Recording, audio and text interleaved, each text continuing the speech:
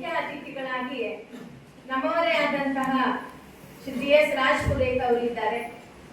ಅವರು ಕರ್ನಾಟಕ ಎಜುಕೇಶನ್ ಬೋರ್ಡಿನ ಕಾರ್ಯದರ್ಶಿಗಳು ಕೂಡ ಆಗಿ ಕಾರ್ಯವನ್ನು ನಿರ್ವಹಿಸ್ತಾ ಇದ್ದಾರೆ. ಅವರು ಮೂಲತಃ ಹುಬ್ಬಳ್ಳಿ ತಾಲೂಕಿನ ಕೋಳಿವಾಡದವರು. ಮಾಲ್ಮಡಿಯ KE ಬೋರ್ಡ್ ಹೈಸ್ಕೂಲಿನ ಹಳೆಯ ವಿದ್ಯಾರ್ಥಿಗಳು ಕೂಡ. ಇಲ್ಲಿಯೇ ಕಲಿತು ಇದೇ ಸಂಸ್ಥೆಯ ವಿದ್ಯಾರಣ್ಯ ಕಾಲೇಜಿನಲ್ಲಿ ಇತಿಹಾಸ ಉಪನ್ಯಾಸಕರಾಗಿ ಹುದ್ದೆಗೆ ಆಯ್ಕೆಗೊಂಡು ಸುಮಾರು 26 ವರ್ಷಗಳ ಅತ್ಯುತ್ತಮ ಉಪನ್ಯಾಸಕರಾಗಿ ಸೇವೆಯನ್ನ ಸಲ್ಲಿಸಿ ಸಾಕಷ್ಟು ವಿದ್ಯಾರ್ಥಿಗಳ ಮನಸ್ಸನ್ನ ಗೆದ್ದಿದ್ದಾರೆ. ಮತ್ತು ನಮ್ಮ ರ್ಯಾಂಕ್ಗಳ ಬ್ಯಾಂಕ್ ಅಂತ ಆಗ್ಬೇಕಾದ್ರೆ ಹಲವು ವಿದ್ಯಾರ್ಥಿಗಳು ಕೆಲವೊಂದು ಕಾಂಟ್ರಿಬ್ಯೂಷನ್ ಕೊಟ್ಟಾರಲ್ಲ, ಅವರಿಗೆ ಮಾರ್ಗದರ್ಶನ ಕೂಡ ಅವರಿಂದ ಇದೆ. ನಂತರ 2006ರಲ್ಲಿ ನಮ್ಮ ಕಾಲೇಜಿಗೆ ಅಂದ್ರೆ KE ಬೋರ್ಡಿನ ಸಂಯುಕ್ತ ಪದವಿ ಪೂರ್ವ ಕಾಲೇಜಿಗೆ ಬಡ್ತಿ ಹೊಂದಿ ಪ್ರಾಚಾರ್ಯರಾಗಿ ಬಡ್ತಿ ಹೊಂದಿ ಅಧಿಕಾರವನ್ನ ಸ್ವೀಕರಿಸಿ ಸುಮಾರು 6 ವರ್ಷಗಳ ಕಾಲ ಪ್ರಾಚಾರ್ಯರಾಗಿ 2012ರಲ್ಲಿ ನಿವೃತ್ತಿಯನ್ನ ಹೊಂದಿದ್ರು. ನಿವೃತ್ತಿಯ ನಂತರ 2012ರಿಂದ ನಮ್ಮ KE ಬೋರ್ಡಿನ ಸದಸ್ಯರಾಗಿ ವಿವಿಧ ಕಾರ್ಯಗಳನ್ನ ನಿರ್ವಹಿಸಿಕೊಂಡು ಬರ್ತಾ ಇದ್ದಾರೆ. ಮೊದಲಿಗೆ ಕಟ್ಟಡ ಸಮಿತಿಯ ವ್ಯವಸ್ಥಾಪಕರಾಗಿ ಅವರು ಕಾರ್ಯವನ್ನ ಪ್ರಾರಂಭ ಮಾಡಿದ್ರು. ಅನೇಕ ಕಟ್ಟಡಗಳನ್ನ ಕಟ್ಟಿಕೊಟ್ಟಿದ್ದಾರೆ. ಅದರಲ್ಲಿ ಕೆಲವೊಂದನ್ನ ಮಾತ್ರ ನಾನು ಹೆಸರಿಸ್ತೇನೆ. ಕೆಳಗೇರಿಯ CBSE ಶಾಲೆ ಆಗಿರ್ಬೋದು, KE ಬೋರ್ಡ್ ಕಾಲೇಜಿನಲ್ಲಿ ವಿಜ್ಞಾನ ವಿಭಾಗ ಶುರುವಾಗಲಿಕ್ಕೆ ಕಾರಣೀಭೂತರಾಗಿರ್ಬೋದು, ಪ್ರಾಯೋಗಿಕ ಕೊಠಡಿಗಳನ್ನ ನಮಗೆ ಮಾಡಿಕೊಟ್ರು.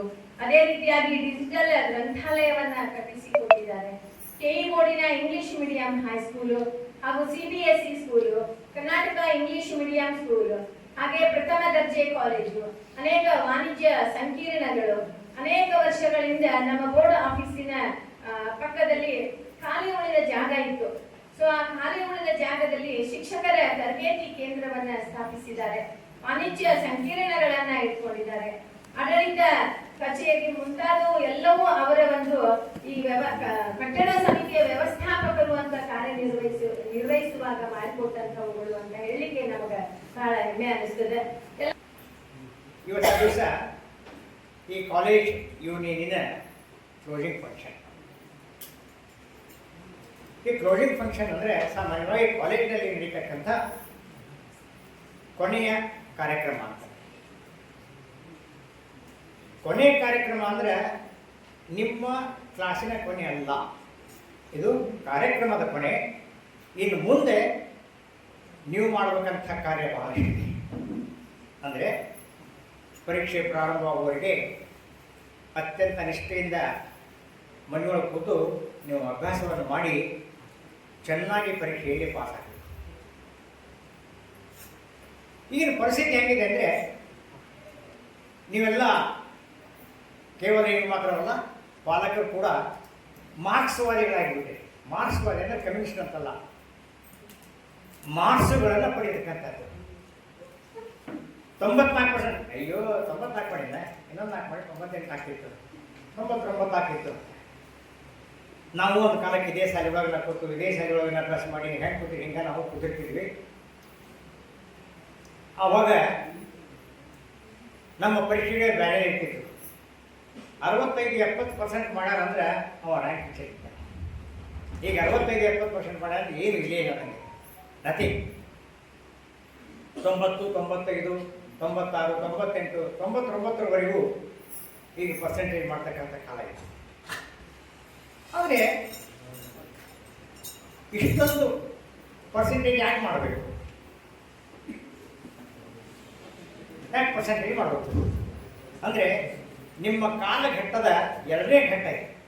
ಮೊದಲನೇ ಘಟ್ಟ ಅಂದರೆ ನಮ್ಮ ಸಂಸ್ಥೆಯ ಚೇರ್ಮನರು ಹಾಗೂ ಕಾರ್ಯದರ್ಶಿಗಳು ತಮ್ಮ ಅನುಪಮ ಸೇವೆಯನ್ನ ಸಲ್ಲಿಸ್ತಾ ಇದ್ದಾರೆ. ಈ ಸಂದರ್ಭದಲ್ಲಿ ನಮ್ಮ ಸಂಸ್ಥೆಯ ಕಾರ್ಯದರ್ಶಿಗಳಾದ ಸನ್ಮಾನ್ಯ ಶ್ರೀ DS ರಾಜ್ಪುರೇತ್ ಸರ್, ಅದಕ್ಕೆ ಅತ್ಯಂತ ಮುಖ್ಯವಾಗಿ ನಮ್ಮ ಹೆಮ್ಮೆಯ ಪ್ರಾಚಾರ್ಯರು, ಅವರ ಅವಧಿಯೊಳಗ ನಾವೆಲ್ಲ ಪಳಗಿದ್ದೀವಿ. ಸನ್ಮಾನ್ಯರು ಶಿಕ್ಷಣ ಕ್ಷೇತ್ರದಲ್ಲಿ ಅಪಾರವಾದಂತಹ ಸೇವೆಯನ್ನು ಸಲ್ಲಿಸಿದ್ದಾರೆ. ಶ್ರೀಯುತರಿಗೆ ಮುಖೇಶ್ ಹಿಂಗರ್ ಫೌಂಡೇಶನ್ ದವರು ಅದ್ಭುತ ಶಿಕ್ಷಕ ಪ್ರಶಸ್ತಿಯನ್ನ ನೀಡಿದ್ದಾರೆ. ಅವರ ಶಿಕ್ಷಣ, ಆಡಳಿತ ಹಾಗೂ ಸಮಾಜ ಸುಧಾರಣೆಯಲ್ಲಿ ಸಲ್ಲಿಸಿದಂತ ಅಮೋಘ ಸೇವೆಯನ್ನ ಸ್ಮರಿಸಿ ಅವರಿಗೆ ಧನ್ಯವಾದಗಳನ್ನ ಮತ್ತು ಅಭಿನಂದನೆಗಳನ್ನ ತಿಳಿಸಿದ್ದಾರೆ. ಶ್ರೀಯುತರು ಸುಮಾರು 26 ವರ್ಷಗಳ ಸುದೀರ್ಘ ಸೇವೆಯನ್ನು ಸಲ್ಲಿಸಿ ಉಪನ್ಯಾಸಕರಾಗಿ, ಇತಿಹಾಸ ಉಪನ್ಯಾಸಕರಾಗಿ, ನಂತರ ನಮ್ಮ ಮಹಾವಿದ್ಯಾಲಯದ ಪ್ರಾಚಾರ್ಯರಾಗಿ ಕಾರ್ಯವನ್ನು ನಿರ್ವಹಿಸಿದ್ದಾರೆ. ಇಡೀ ಶಿಕ್ಷಕ ಸಮುದಾಯಕ್ಕೆ ಅವರು ಪ್ರೇರಣೆಯಾಗಿದ್ದಾರೆ. ಶಿಕ್ಷಣ ಕ್ಷೇತ್ರಕ್ಕೆ ಇವರು ನೀಡಿದ ಸೇವೆ ಅನನ್ಯವಾದದ್ದು. ಇವರು ನಮ್ಮ ಶಿಕ್ಷಕ ಸಮುದಾಯಕ್ಕೆ ಸಿಕ್ಕಂತ ಒಂದು ಅಮೂಲ್ಯವಾದಂತಹ ರತ್ನ. ಶ್ರೀಯುತರು 2012ರಲ್ಲಿ ಪ್ರಾಚಾರ್ಯರಾಗಿ ನಿವೃತ್ತರಾದ ನಂತರ ಉತ್ತರ ಕರ್ನಾಟಕದ ಹೆಮ್ಮೆಯ ಸಂಸ್ಥೆ ಕರ್ನಾಟಕ ಎಜುಕೇಶನ್ ಬೋರ್ಡ್ ಧಾರವಾಡ ಜಿಲ್ಲೆಯಲ್ಲಿ ಅಷ್ಟೇ ಅಲ್ಲ, ಉತ್ತರ ಕರ್ನಾಟಕದ ಎಲ್ಲ ಜಿಲ್ಲೆಗಳಿಂದ ಇಲ್ಲಿ ವಿದ್ಯಾರ್ಥಿಗಳು ಅಧ್ಯಯನ ಮಾಡಿದಂತಹ ಸಂಸ್ಥೆ. ಈ ಸಂಸ್ಥೆಯ ಕಾರ್ಯದರ್ಶಿಯಾಗಿ ಅವರು ಸೇವೆಯನ್ನ ಸಲ್ಲಿಸುತ್ತಿದ್ದಾರೆ. ಇವರ ಸೇವೆ ನಿರಂತರವಾಗಿರಲಿ, ಮುಂದಿನ ಜನಾಂಗಕ್ಕೆ ಇವರ ಸೇವೆ ತಿಳಿಯಲಿ, ಅರ್ಥವಾಗಲಿ ಮತ್ತು ನಮ್ಮೆಲ್ಲರಿಗೂ ನಿರಂತರವಾಗಿ ಮಾರ್ಗದರ್ಶನವನ್ನು ನೀಡಲಿ. ಶ್ರೀಯುತರು ಅತ್ಯಂತ ಈ ಸಂಸ್ಥೆಯ ಬೆಳವಣಿಗೆಯಲ್ಲಿ ತ್ಯಾಗವನ್ನು ಮಾಡಿದ್ದಾರೆ. ಈ ಸಂದರ್ಭದಲ್ಲಿ ಅವರಿಗೆ ಧನ್ಯವಾದಗಳನ್ನ ಸಲ್ಲಿಸುತ್ತಾ ಈ ಅಭಿನಂದನಾ ಪತ್ರವನ್ನ ಸಲ್ಲಿಸುತ್ತಿದ್ದೇವೆ.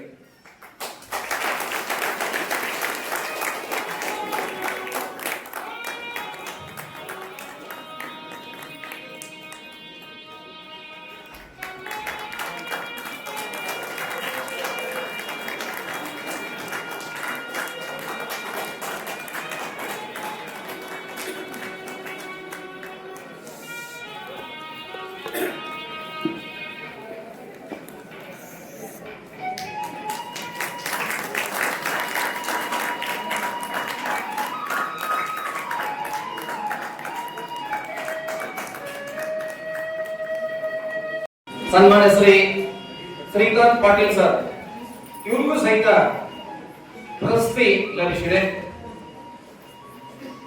ನ್ಯೂ ಥಿಂಕ್ ಫೌಂಡೇಶನ್ ಫೋರಂನಿಂದ Delhi.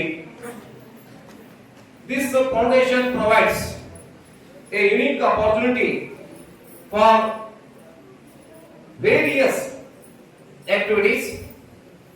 It is this organization supporting the advancement of new ideas and innovations in industry, education and other sectors of the economy.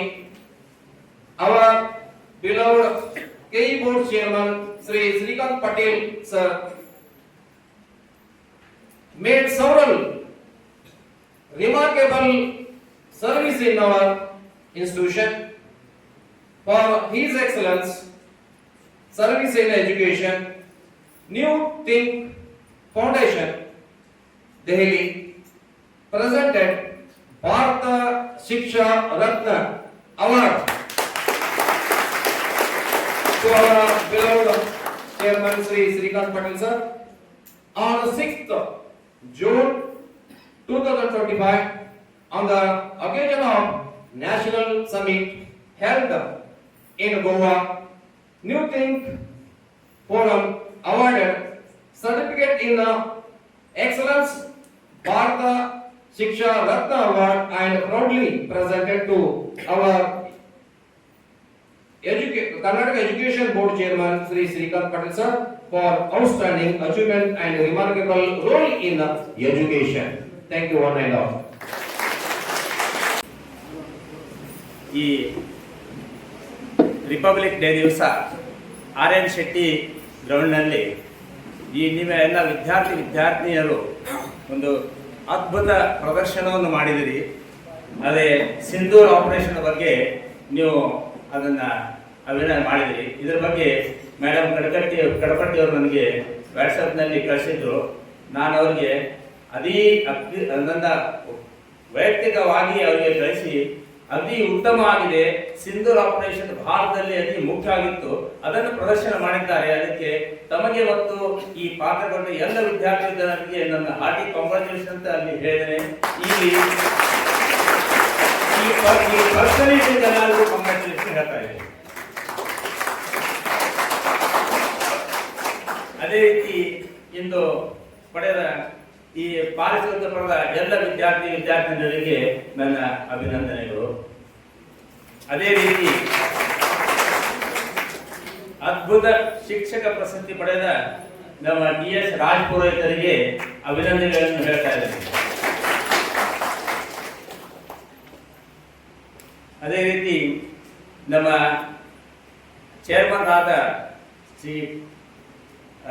Srikanth Patil ಅವರಿಗೆ ಅವರಿಗೂ ಸಹ ಅವಾರ್ಡ್ ಸಿಕ್ಕಿತ್ತು. ನಾವು ಗೋವಾಕ್ಕೆ ಪರ್ಸನಲಿ ಹೋಗಿದ್ವಿ, ಅಲ್ಲಿ ಅವರಿಗೂ ಸಹ ಅವಾರ್ಡ್ ಸಿಕ್ಕಿದೆ.